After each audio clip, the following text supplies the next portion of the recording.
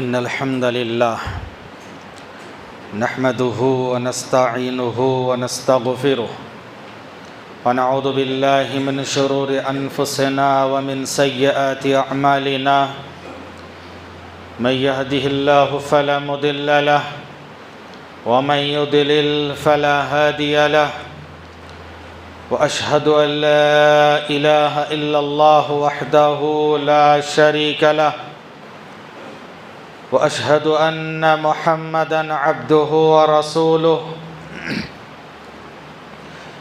فأعوذ بالله السميع العليم من الشيطان الرجيم من همزه ونفخه ونفثه يا أيها الذين آمنوا اتقوا الله حق تقاته ولا تموتن إلا وأنتم مسلمون يا أيها الناس اتقوا ربكم الذي خلقكم من نفس واحدة وخلق منها زوجها وبث منهما رجالا كثيرا ونساء واتقوا الله الذي تساءلون به والأرحام إن الله كان عليكم رقيبا يا أيها الذين آمنوا اتقوا الله وقولوا قولا سديدا يصلح لكم أعمالكم ويغفر لكم ذنوبكم ومن يطع الله ورسوله فقد فاز فوزا عظيما أما بعد فإن خير الحديث كتاب الله وخير الهدي هدي محمد صلى الله عليه وسلم وشر الأمور محدثاتها وكل محدثة بدعة وكل بدعة ضلالة وكل ضلالة في النار قال الله تبارك وتعالى في سورة التوبة أعوذ بالله من الشيطان الرجيم من همزه ونفخه ونفثه إن عدة الشهور عند الله 12 شهرا في كتاب الله يوم خلق السماوات والأرض منها 4 حرم ذلك الدين القيم فلا تظلموا فيهن أنفسكم وقال رسول الله صلى الله عليه وسلم أفضل الصيام بعد رمضان شهر الله المحرم برادران اسلام، پردہ نشین خواتین ملت، اللہ کے فضل و توفیق سے ہم لوگ ہجری کیلنڈر کے حساب سے 1 سال 1444 ختم کر کے 1445 میں قدم رکھے ہیں، اور اس کے 2 دن گزرنے کے بعد آج 3 تاریخ ہے۔ نئے اسلامی سال کا آغاز ہوا، 1 سال ختم ہوا۔ ماہ و سال کے آغاز و اختتام پر اسلام کا نقطہ نظر کیا ہے، شرعی حکم کیا ہے، احکامات کیا ہیں، اور ماہ محرم کی تاریخی اور شرعی حیثیت کیا ہے، اور اس کے بدعات و خرافات کیا ہیں، آپ کے سامنے مختصر وقت میں کئی موضوعات پہ روشنی ڈالنی ہے انشاءاللہ المستعان وعلیہ التکلان۔ حاضرین گرامی، خطبہ مسنہ کے بعد میں نے آپ کے سامنے سورۃ التوبہ سورہ نمبر 9 اور آیت نمبر 30 پر 6 پڑھی ہے۔ اللہ تبارک تعالیٰ نے اس آیت میں فرمایا ان عدت الشہور عند اللہ 12 شہرا، یقیناً مہینوں کی گنتی اللہ تعالیٰ کے پاس 12 ہے، مہینوں کی گنتی 12 ہے، یہ اللہ تعالیٰ نے ہی طے فرما دیا ہے۔ کب سے؟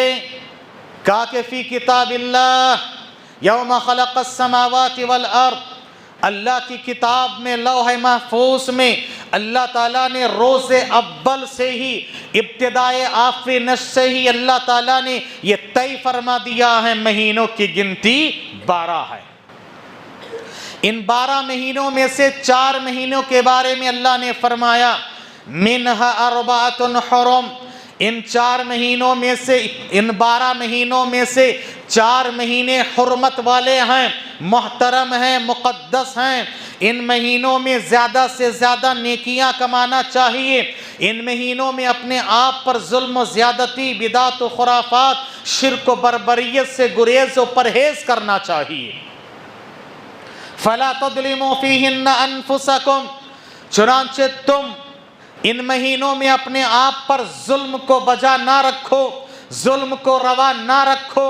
ویسے سال بھر کے 12 مہینوں میں ظلم و زیادتی کو حرام قرار دیا گیا ہے۔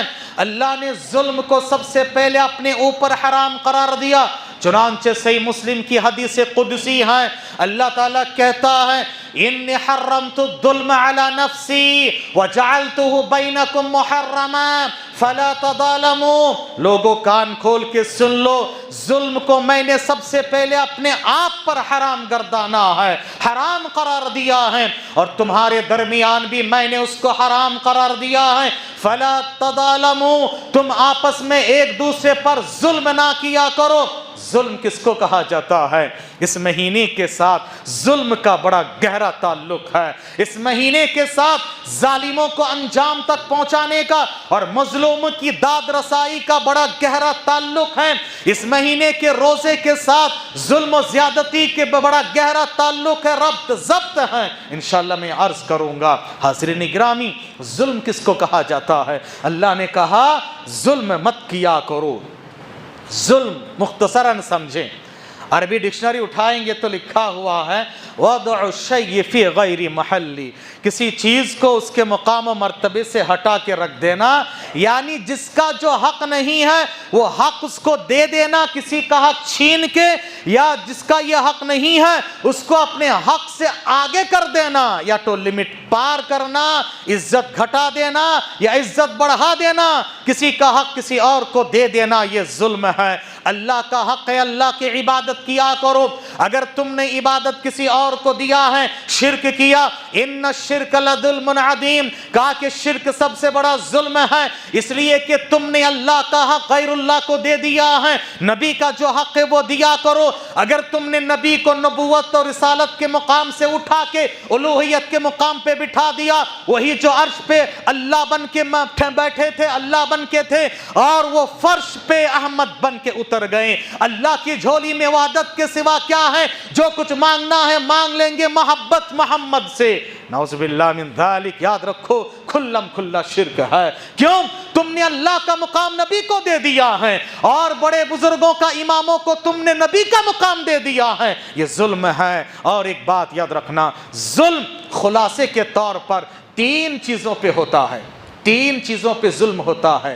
ظلم انسان کے جسم و جان پر بھی ہوتا ہے، ظلم انسان کے مال و دولت پر بھی ہوتا ہے، ظلم انسان کی عزت و آبرو پر بھی ہوتا ہے۔ تینوں طرح کے ظلم سے پرہیز و گریز کرو۔ ظلم تم اللہ کی شان میں بھی نہ کرو، اللہ کے بندوں کی شان میں بھی نہ کیا کرو، بلکہ ہر ایک کو اس کا برابر کا حق دیا کرو۔ یہ عدل ہے، اور اسلام ایک عدل والا مذہب ہے۔ حاضرین گرامی، آئیے اس مہینے سے ظلم کا کیا تعلق ہے۔ سب سے پہلے میں آپ کو ماہ محرم کی شرعی حیثیت بتاؤں گا کہ شریعت میں اس کا مقام و مرتبہ کیا ہے۔ حاضرین، پیارے نبی صلی اللہ علیہ وسلم نے فرمایا، صحیح مسلم کی حدیث ہے، افضل الصیام بعد رمضان شہر اللہ المحرم، رمضان کے بعد سب سے افضل روزہ محرم کا روزہ ہے۔ اللہ اکبر۔ شہر اللہ، اللہ کے لیے سارے مہینے ہیں، لیکن خصوصیت کے ساتھ ایک چیز کی نسبت اللہ کی طرف جڑ جائیں، اس کا مقام اونچا ہو جائے۔ ہاں، مقام اونچا ہو جائے۔ سارے گھر اللہ تعالیٰ کے ہیں، ساری مسجدیں اللہ کی ہیں، لیکن کعبے کو کہا جاتا بیت اللہ، اس کی عظمت و شان کو بیان کرنے کے لیے، اس کے مقام و مرتبے کو اونچا کرنے کے لیے۔ شہر اللہ، اللہ کا مہینہ، یہ محرم کا مہینہ ہے۔ پیارے نبی صلی اللہ علیہ وسلم نے محرم کے مہینے میں روزہ آپ صلی اللہ علیہ وسلم رکھا کرتے تھے. زمانہ جاہلیت سے کفار و مشرکین بھی رکھا کرتے تھے. سلف صالحین نے لکھا ہے, علماء نے لکھا ہے, شاید ابراہیم علیہ السلام کے باقی ماندہ سنتوں میں سے یہ چیز باقی رہ گئی تھی کہ کفار و مشرکین بھی ماہ محرم میں روزہ رکھا کرتے تھے. آپ صلی اللہ علیہ وسلم ہجرت کر کے مدینہ تشریف لائے. مدینے میں دیکھا کہ یہودی لوگ بھی رکھتے ہیں, تو آپ نے مزید دریافت فرمایا کہ کیا بات ہے, اس دن کیوں روزہ رکھتے ہو؟ یہودیوں نے کہا ھذا یوم عظیم, یہ بہت عظیم دن ہے. ھذا یوم عظیم, بہت بڑا دن ہے, عظیم دن ہے. اللہ تعالیٰ نے اس دن انجى اللہ موسیٰ و قوما, موسیٰ اور ان کی قوم کو اللہ تعالیٰ نے نجات دیا. وغرق او اغرق فرعون و قوما, فرعون اور اس کی قوم کو اللہ تعالیٰ نے غرقاب کر دیا, ڈبو دیا ہے, غرقاب کر دیا. یاد رکھو میرے بھائیو, یہ عظیم دن ہے. فصام موسیٰ شکرا, موسیٰ علیہ السلام نے شکریہ کے طور پر روزہ رکھا, شکریہ کے طور پر روزہ رکھا. تو پیارے نبی صلی اللہ علیہ وسلم نے کہا ہم بھی تو حق رکھتے ہیں کہ موسیٰ علیہ السلام کی اتباع کریں, لہٰذا ہم بھی روزہ رکھیں گے. اور آپ نے صحابہ کرام سے کہا کہ تم 10 محرم کا روزہ رکھا کرو. چنانچہ آپ صلی اللہ علیہ وسلم اور صحابہ کرام 10 محرم کا روزہ رکھا کرتے تھے. یہ محرم کی شرعی حیثیت ہے. پہلی چیز, ایک حرمت والا مہینہ ہے, اس کے تقدس کا خیال رکھنا ہے. دوسری بات, اس کے 10 تاریخ کو روزہ رکھنا ہے, اور اس کی 10 تاریخ کا رشتہ جڑتا ہے موسیٰ علیہ السلام سے, شہادت حسین سے اس کا کوئی تعلق نہیں ہے. یہ اور بات ہے کہ 10 محرم کو حضرت حسین رضی اللہ تعالی عنہ کو ظالموں نے شہید کیا. میں انشاءاللہ وہ بھی تھوڑا بہت آپ کے سامنے عرض کروں گا. یہ محرم کی شرعی حیثیت رہی. آئیے اب تاریخی حیثیت میں آپ کے سامنے عرض کروں کہ محرم کی تاریخی حیثیت کیا ہے. سب سے پہلے ہجری کیلنڈر کا آغاز ہوتا ہے محرم کے مہینے سے. محرم کے مہینے سے آپ صلی اللہ علیہ وسلم کے زمانے میں کوئی کیلنڈر, اسلامی کیلنڈر نہیں تھا, کوئی تاریخ نہیں تھی, اور وہ لوگ کسی خاص واقعے کے تحت تاریخ گنا کرتے تھے. یعنی سورہ بقرہ نازل ہو کے اتنے دن ہوا ہے, فلاں واقعہ فیل, حادثہ فیل کے بعد اتنے سال پہلے, اتنے دن پہلے کا واقعہ, اس طرح سے تاریخ گنا کرتے تھے. آپ صلی اللہ علیہ وسلم کی وفات کے بعد حضرت عمر رضی اللہ تعالی عنہ کی دور خلافت میں, عمر رضی اللہ تعالی عنہ کی دور خلافت میں یمن کے گورنر تھے ابو موسیٰ اشعری رضی اللہ تعالی عنہ, اور یہ 16 ہجری کی بات ہے. آپ صلی اللہ علیہ وسلم کا انتقال ہوا 10 ہجری میں, یعنی 16 ہجری کی بات ہے. حضرت عمر کو ابو موسیٰ اشعری نے مشورہ دیا, اے عمر رضی اللہ تعالی عنہ, آپ خلیفہ ہیں, آپ کے بہت سارے خطوط ہمارے پاس آتے ہیں, لیکن جب وقت گزر جاتے ہیں پتہ نہیں چلتا کہ کون سا خط پہلے کا کون سا خط بعد کا ہے, اس لیے ہمیں تاریخ لکھنا چاہیے. عمر رضی اللہ تعالی عنہ کو یہ مشورہ پسند آیا. آپ نے کبار صحابہ اکرام کی کمیٹی تشکیل کی. مشورہ کرنے کے بعد بڑے بڑے صحابہ اکرام بشمول حضرت علی, حضرت عثمان رضی اللہ عنہما, ان کا مشورہ تھا کہ ہجرت سے آغاز کیا جائے. مختلف مشورے آئے, لیکن حضرت عمر نے کہا کہ نہیں, ہجرت سے شروع کریں گے. کیوں جانتے ہیں؟ ہجرت ایک ایسی قربانی ہے, اسلامی تاریخ نہیں, انسانی تاریخ ہجرت جیسی قربانی پیش کرنے سے قاصر ہے. آدم علیہ السلام سے لے کر عید دم تک, قیامت کی صبح تک انسان اتنی بڑی قربانیاں پیش کرنے سے قاصر ہیں. یاد رکھے, ہجرت میں صحابہ اور صحابیات نے ایسی ایسی قربانیاں دی ہیں, تن من دھن وطن عزیز ہر چیز کے اعلیٰ اولاد کی قربانی دے دی ہے. یاد رکھو میرے بھائیو, ہم اگر ایک گھر شفٹ کرتے ہیں کتنے پاپڑ بیلنے پڑتے ہیں, کتنی پریشانی ہوتی ہے, مہینوں لگتا پھر سیٹ اپ ہونے کے لیے. اللہ اکبر, زندگی کے بہت بڑا حصہ انہوں نے گزارا مکے میں. مکے کو چھوڑ چھاڑ کے, وہ بھی ساز و سامان کے ساتھ نہیں, نہتے جانا ہے, بے سر و سامانی کے حالت میں جانا ہے, بہت بڑی قربانی ہے. بعض کو کہا کہ دیکھو تم نے کمایا مکے میں آ کر, بال بچوں کو چھوڑا, اعلیٰ اولاد کو چھوڑ دیا, اور گھر بار کو تج دے دیا, جائیداد کی قربانی پیش کی. ایسی قربانی پیش کرنے سے انسانی تاریخ قاصر ہے. اللہ اکبر. اور دوسری بات یہ ہے, ہجرت کسی ایک آدمی کی یادگار نہیں ہے, کوئی شخصیت پرستی نہیں ہے، بلکہ نبی کریم صلی اللہ علیہ وسلم اور سارے صحابہ اور صحابیات کی قربانی ہے۔ اور تیسرا پیغام یاد رکھو، ہر ہجری سال کا پہلا چاند ہمیں یہ پیغام دیتا ہے۔ حضرت عمر نے یہ پیغام دینے کے لیے اس کو نقطۂ آغاز قرار دیا، کہا کہ دیکھو دین کے خاطر تمہاری آزمائش ہوگی، دین و ایمان کے لیے تمہیں ستایا جائے گا، مارا جائے گا، پیٹا جائے گا، تڑپایا جائے گا، ترسایا جائے گا، گھر بار سے نکالا جائے گا۔ دیس نکالنے کی دھمکی کوئی نئی بات نہیں ہے، دیس نکالنے کی بات کی جائے گی۔ یاد رکھو دین و ایمان کی خاطر آزمائش ہو، اور دین دار بننا ہے، دین بیزار نہیں بننا ہے۔ اور یہ بات یاد رکھو، یہ ہوگا لیکن حق کی جیت ہوگی، حق کی جیت ہوگی، حق کا بول بالا ہوگا، باطل کا منہ کالا ہوگا۔ یہ پیغام ہے ہجرت کا، ہجرت کی ہجری سال کے آغاز میں۔ اور حضرت عمر رضی اللہ تعالی عنہ نے سورہ توبہ کی اس آیت سے استدلال بھی کیا ہے۔ وہ کیا ہے؟ آپ صلی اللہ علیہ وسلم ہجرت کر کے مدینہ تشریف لے جا رہے تھے۔ مدینے سے پہلے قبا ایک گاؤں ہے، قبا آج جہاں مسجد قبا ہے، اور مدینے میں رہ کر آپ عمرے کا ثواب پانا چاہتے ہو، نبی نے فرمایا اپنے گھر سے ہوٹل سے 2 رکعت وضو بنا کے 2 رکعت نفل نماز جا کے پڑھے قبا میں، مسجد قبا میں مکمل ایک عمرے کا ثواب ملے گا۔ قبا میں آپ صلی اللہ علیہ وسلم قیام کیے، اور آپ نے قبا میں ایک مسجد کی بنیاد رکھی۔ یہ پہلی مسجد ہے، مسجد نبوی سے پہلے قبا میں آپ نے مسجد قبا کی بنیاد رکھی، اور اللہ تعالیٰ نے اس مسجد کے تعلق سے فرمایا لَمَسْجِدٌ أُسِّسَ عَلَى التَّقْوَى لَمَسْجِدٌ أُسِّسَ عَلَى التَّقْوَى مِنْ أَوَّلِ يَوْمٍ أَحَقُّ أَن تَقُومَ فِيهِ۔ وہ مسجد آپ نے جس کی بنیاد رکھی پہلے روز، وہ زیادہ حق رکھتی ہے کہ آپ وہاں جا کر کھڑے ہو، آپ وہاں جا کر نماز پڑھا کریں، آپ وہاں جا کر نفل پڑھا کریں، یہ زیادہ حق رکھتی ہے یہ مسجد۔ اللہ اکبر۔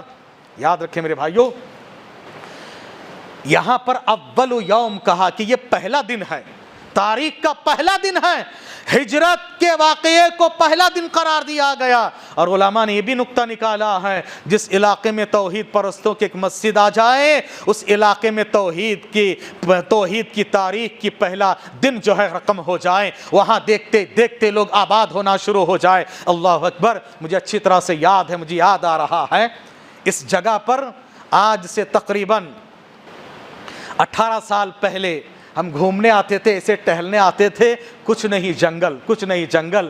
جامعہ محمدیہ میں جب ہم لوگ تھے 2002 میں سب سے پہلے آیا تھا، تو ان دنوں کی بات ہے کہ 2003-4 میں ہم لوگ یہاں گھومتے تھے، اس وقت بھی تقریباً 21 سال پہلے کی بات ہے۔ ہاں، جنگل، کچھ نہیں، راستہ تک نہیں ہے، جنگل تھا۔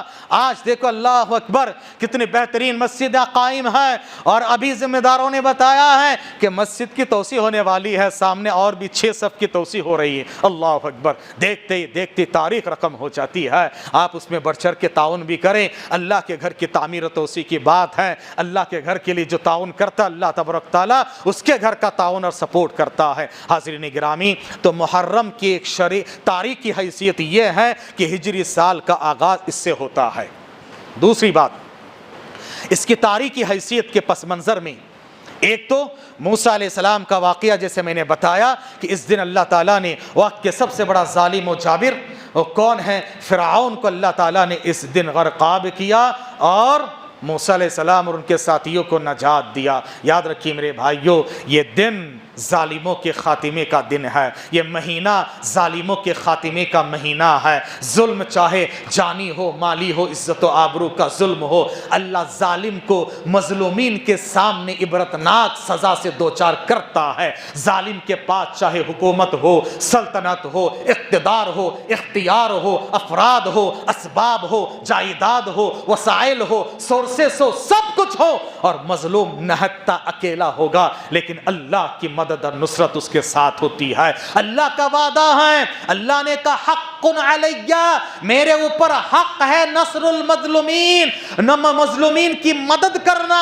یاد رکھو، اللہ نے اپنے اوپر حق گردانا ہے کہ مظلوم کی مدد میں کر کے رہوں گا۔ دنیا کے ایک ظالم کو دکھا دیجئے، اللہ نے اس کو عبرتناک سزا سے دوچار نہیں کیا ہے۔ مظلوم کے سامنے اللہ تعالیٰ ظالم کو انجام تک پہنچاتا ہے۔ وہ فرعون جو انا ربکم الاعلی کہا، انا کا نعرہ لگایا، کہا کہ یہ مصر میرا ہے، یہ نیل ندی ہے، یہ فرات ذات ہے جو اتنی ندیاں ہیں میرے حکم سے بہتی ہے، یہ میرا محل دیکھو، اور تم مجھے چھوڑ کے ایک معمولی انسان یعنی موسیٰ علیہ السلام کی تنقیص کرتے ہوئے اپنے آپ کو بڑا سمجھا۔ اللہ نے اے بنی اسرائیل کی آنکھوں کے سامنے، موسیٰ علیہ السلام کی آنکھوں کے سامنے اس کو غرقاب کیا، ذلیل کیا، رسوا کیا ہے۔ یاد رکھو یہ تاریخ گواہ ہیں، آدم علیہ السلام سے لے کر آج تک اور قیامت کی صبح تک مظلوم کی آہ سے بچو، یہ پیغام ہمیں یہ مہینہ دیتا ہے۔ حاضرین، اور ایک بات، آخری بات یہ ہے کہ یہ جو مہینہ ہے شہادت حسین کے ساتھ بھی اس کا تعلق ہے، لیکن یہ ایک اتفاقی بات ہے، یاد رکھیے اتفاقی امر ہے۔ شہادت حسین کے تعلق سے اللہ تعالیٰ نے نبی کے حین حیات میں ہی نبی کو بتا دیا۔ صحیح روایت ہے، صحیح روایت ہے، پیارے نبی صلی اللہ علیہ وسلم کے پاس ایک مرتبہ حضرت حسین چھوٹے بچے تھے، بہت رو رہے تھے، بہت رو رہے تھے، کسی سے چپ نہیں ہو رہے تھے۔ وہ اللہ کے رسول کے پاس آئے، آپ نے ان کو بہلایا سہلایا، چپ ہو گئے۔ جبرائیل امین بھی اس وقت تشریف فرما تھے۔ جبرائیل امین نے کہا اے اللہ کے رسول، آپ اپنے اس نواسے کو بہت چاہتے ہیں؟ کہا کہ ہاں بہت چاہتا ہوں۔ کہا اور جو ان سے محبت کرے اللہ ان سے محبت کرے۔ ہاں، حسین سے محبت یاد رکھو یہ دین و ایمان ہے اور یہ نبی سے محبت کی علامت ہے۔ پھر اس کے بعد جبرائیل نے کہا آپ کے اس بیٹے کو، پوتے اور نواسے کو بھی بیٹا کہا جاتا ہے، اور دادا اور نانا کو بھی کبھی باپ کہا جاتا ہے۔ پیارے نبی صلی اللہ علیہ وسلم حنین کے مقام پر جب سارے لوگ تتر بتر ہو گئے، آپ نے بہادری کا جوہر دکھاتے ہوئے میدان میں اترے، تلوار لہراتے ہوئے کہا انا نبی لا کذب، انا ابن عبد المطلب۔ ہاں، آپ نے ایسے الفاظ میں کہا میں نبی ہوں، کوئی جھوٹا نہیں ہوں، تنہا مقابلہ کرنے والا ہوں، میں عبد المطلب کا بیٹا ہوں۔ ہاں، عبداللہ کے بیٹے تھے نا، لیکن دادا کی طرف منسوب کیا اپنے آپ کو۔ یاد رکھو میرے بھائیو، تو کہا کہ آپ کے اس بیٹے کو آپ کی قوم کے لوگ شہید کر دیں گے۔ اچھا، میں آپ کو وہ جگہ بھی بتا دیتا ہوں جس جگہ میں شہید کر دیں گے، اور باقاعدہ وہ جگہ بھی دکھایا گیا، آپ صلی اللہ علیہ وسلم کو بتایا گیا۔ جو لوگ کہتے ہیں اللہ کی جھولی میں وحدت کے سوا کیا ہے، جو کچھ مانگنا ہے مانگ لیں گے محمد سے صلی اللہ علیہ وسلم، دنیا کے سب سے بڑے گستاخ وہ ہیں جو قوالی گاتے ہیں، سینکڑوں بار نبی کا نام آتا ہے، ایک بار بھی درود نہیں پڑھتے ہیں۔ بتاؤ کہ گستاخ رسول ہے کہ نہیں ہے وہ؟ ہاں، نبی نے کہا اس کی ناک میں لیامٹ ہو جائیں، اور کائنات میں سب سے زیادہ اگر درود پڑھنے والے ہیں وہ اہل حدیث ہیں، کیونکہ ہر حدیث پڑھتے ہوئے وہ کہتا ہے قال رسول اللہ صلی اللہ علیہ وسلم، پھر بھی کہتے ہو الٹے چور کوتوال کو ڈانٹے کہ اہل حدیث لوگ گستاخ رسول ہوتے ہیں، تم تو سب سے زیادہ ہو۔ ہاں، آپ کتنے بار سنتے ہو قوالی میں محمد کے شہر میں، محمد کے شہر میں، ایک بار نہ سننے والا پڑھنے والا درود پڑھتا ہے؟ بتاؤ کیسے گستاخی تم کرتے ہو۔ یاد رکھیے میرے بھائیو، پیارے نبی صلی اللہ علیہ وسلم کیا حضرت حسین کی شہادت کو ٹال پائے؟ نہیں، اللہ کا یہ فیصلہ تھا، تقدیر کا یہ فیصلہ ہے۔ اور ایک بات یاد رکھیے، شہادت کی موت کوئی غم کی بات نہیں ہے، ماتم کی بات نہیں، یہ تو فخر کی بات ہے۔ ہاں، یہ تو فخر کی بات ہے۔ علامہ اقبال نے کیا خوب کہا ہے، ہاں، کہا کہ دیکھو کہہ دو غم حسین منانے والوں سے، کہہ دو غم حسین منانے والوں سے ہم شہداء کی ماتم نہیں کرتے۔ ہاں، مومن کبھی شہداء کی ماتم نہیں کرتے۔ ہے اپنی جان سے زیادہ محبت آل بیت سے، ہے اپنی جان سے زیادہ محبت آل بیت سے، یوں سر عام ان کا تماشا نہیں کرتے، یوں سر عام ان کا تماشا نہیں کرتے۔ روئے وہ جو منکر شہادت حسین ہو۔ ہاں، جو شہادت حسین کے منکر ہو وہ روئیں۔ ہاں، ہم تو شہادت کے قائل ہیں۔ روئے وہ جو منکر شہادت حسین ہو، ہم زندہ جاویدہ کہ ماتم نہیں کرتے ہیں، اللہ کے پاس وہ زندہ ہیں۔ وَلَا تَقُولُوا لِمَن يُقْتَلُ فِي سَبِيلِ اللَّهِ أَمْوَاتٌ بَلْ أَحْيَاءٌ وَلَكِنْ لَا تَشْعُرُونَ۔ وہ لوگ جو اللہ کے راستے میں شہید ہو گئے ان کو مردہ مت کہا کرو، بلکہ وہ زندہ ہیں لیکن تم محسوس نہیں کر سکتے ہو۔ اللہ کے پاس جنت میں اللہ نے ان کو اونچا مقام دیا۔ شہادت کی موت فخر کی بات ہے، یاد رکھو، اس لیے ہمیں چاہیے اس میں ماتم نہیں منانا۔ نبی نے کیا فرمایا؟ نبی نے کہا کہ دیکھو جو آدمی من شق الجیوب، جس نے اپنے گریبان کو پھاڑ لیا، اپنے چہرے کو نوچ لیا، ودعا بدعوى الجاہلیہ، زمانے جاہلیت کی طرح پکار پکار کے رویا، وہ ہم میں سے نہیں ہے، اسلام میں نہیں ہے، نبی نے اس سے برات کا اظہار کیا ہے، کہا کہ وہ ایماندار بھی نہیں ہو سکتا ہے۔ یاد رکھو پیارے نبی صلی اللہ علیہ وسلم کر صحابہ کا یہ طریقہ نہیں تھا۔ اور ایک بات، آخری بات عرض کر کے بات ختم کرتا ہوں، وہ یہ ہے حسین رضی اللہ تعالیٰ عنہ کی شہادت کے پیچھے جو ہاتھ تھا، یہ اصل میں دیکھیں گے تو وہ لوگ جو دشمنان اسلام ہے انہی کا ہاتھ تھا، انہی کا ہاتھ تھا۔ اس لیے کہ حضرت حسین جب نکلے تھے وہ مجتہد تھے، وہ باغی نہیں تھے۔ یاد رکھو، مجتہد اجتہاد کرنے والے کو اگر غلطی بھی ہو جائے تب بھی ان کو ایک ثواب ملتا ہے۔ لوگوں نے بھڑکایا، اکسایا، خطوط لکھا، سوچا کہ چلو ظلم کا خاتمہ کرتے ہیں۔ ظلم کے خاتمے کے لیے وہ نکل پڑے۔ راستے میں پتا چلا کہ لوگوں نے غداری کر دی ہے۔ اس کے بعد انہوں نے 3 آپشن رکھے، 3 مشورہ دیا۔ ایک کام کرو، اب مجھے پتا چل گیا حقیقت حال کیا ہے، ایک کام کرو، میں جہاں سے آیا ہوں وہیں پر جانے دو۔ عبیداللہ بن زیاد جو وہاں کا گورنر تھا، اس کے سامنے یہ بات رکھی، میں جہاں سے آیا مجھے جانے دو، میں واپس چلا جاتا ہوں، آئندہ اس طرح کے معاملات میں نہیں آؤں گا، نہیں تو مجھے کسی بارڈر کے علاقے میں بھیج دو جہاں پر جنگیں چل رہی ہیں، میں جہاد کر کے آخری زندگی تک ختم کر دوں گا، نہیں تو مجھے یزید کے پاس لے کر چلو، میں جا کے اپنا معاملہ تصفیہ کر لیتا ہوں۔ اچھے مشورے تھے نا، تینوں بھی قبول نہیں ہوئے۔ کیوں؟ ایک بات یاد رکھیے، 2 آدمی لڑتے ہیں نا، بیچ میں کوئی لڑانے والا ہوتا ہے، 100 کہیں بھی ہو، 2 بھائی لڑے، 2 گھر لڑے، 2 ملک لڑے، تیسرا کوئی بیچ میں لڑانے والا ہوتا ہے۔ جن لوگوں نے خطوط لکھا تھا نا، خط کو حضرت حسین لے کر آئے تھے۔ اگر حسین یزید کے پاس جائیں گے پتہ چل جائے گا کس نے خط لکھا، ان کے خلاف کارروائی ہوگی، حضرت حسین بچ جائیں گے۔ اس لیے ملاقات کرنے نہیں دینا، حضرت حسین زندہ بھی نہیں رہنا، اگر زندہ رہیں گے ایک نہ ایک دن یہ ثبوت ہاتھ لگ جائے گا۔ حضرت حسین جو منہ بولتا ثبوت ہے ان کو بھی مٹانا ہے، اور یہ جو خطوط ہیں ان کو بھی مٹانا ہے۔ اسی لیے یہ لوگ اچانک جنگ چھیڑ دیے، اور اس کے بعد حضرت حسین کو قتل بھی کیے اور ٹینٹوں کو آگ لگا دیے۔ کیوں ٹینٹوں کو آگ لگائے بولو؟ ٹینٹوں کو کیوں آگ لگائے؟ اس لیے کہ وہ خطوط کہاں ہے پتہ نہیں، کہیں ہاتھ نہ لگ جائے، نعرہ باس نہ بجے بانسری۔